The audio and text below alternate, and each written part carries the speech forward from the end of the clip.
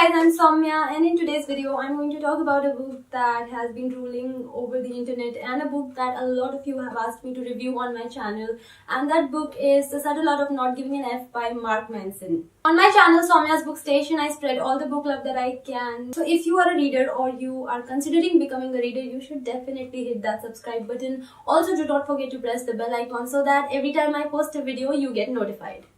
So this is a self-help book, and in this book the author Mark Manson has basically tried to tell the reader that we should not worry ourselves sick over each and everything that happens in life. Since we have limited time to live, we should be careful about what to worry so that we do not lead a burdened existence. Or in other words, he has talked about the art of letting go and the benefits that comes from letting go of unpleasant situations. He has done so by talking about various aspects of life. He has talked about happiness, he has talked about the value of suffering, he has talked about failure, about how we are going to die eventually. These are a few things that he has addressed among the others in this book, but the main message that this book conveys is the one that the book is titled after. When I read the very first chapter in this book, which is called Don't Try, in this chapter author argues that we should accept ourselves for who we are, we should accept our own flaws. I mean, he explained this in a really confusing sort of a way. I kind of got a bit muddled up when I read the first chapter, so it was not really my favorite. So you can understand that the book did not have a very good start for me. But I read this book on because it's like really popular, so I thought that if so many people like it, there must be some pearls of wisdom in this book. There have to be.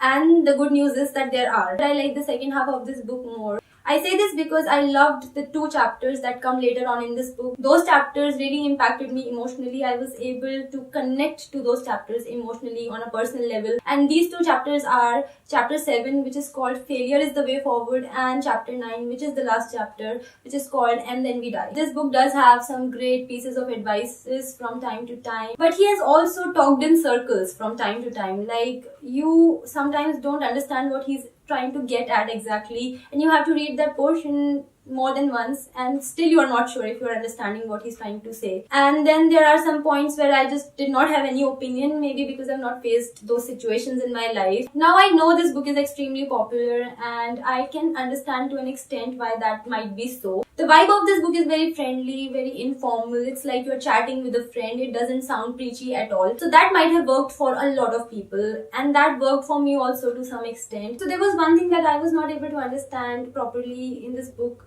and that was that on page 89 the author claims that he's going to talk about some values that are going to be unconventional and uncomfortable.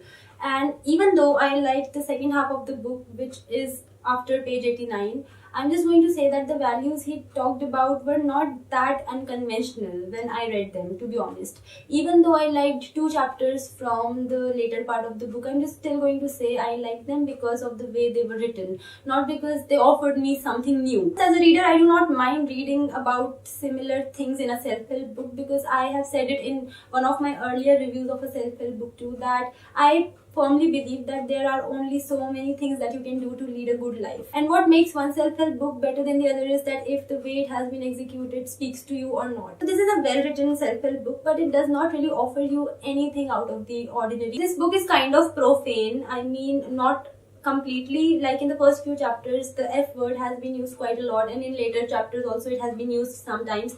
But this is not unexpected because of the way this book has been titled. The very word is in the title of the book. I'm not criticizing the book for it, I'm just making an observation just so that if you're going to pick this book up, you should know this. It's a bit overrated is what I feel, but at the same time I don't feel it's a terrible book. It's not like that if you're going to say that it's a 10, I'll say that no, it's not a 10, it's a 1 or a 2.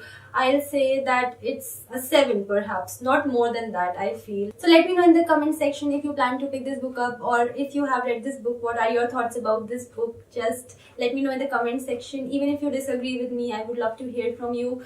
Let's just agree to disagree. So I hope you found my review useful, and if you want to get your hands on this book, I'll leave the link to getting this book in the description box. So that was it for today's video, guys. If you want to connect with me on my social media, the links will be in the description box. I'll see you in my next video. Till then, bye bye.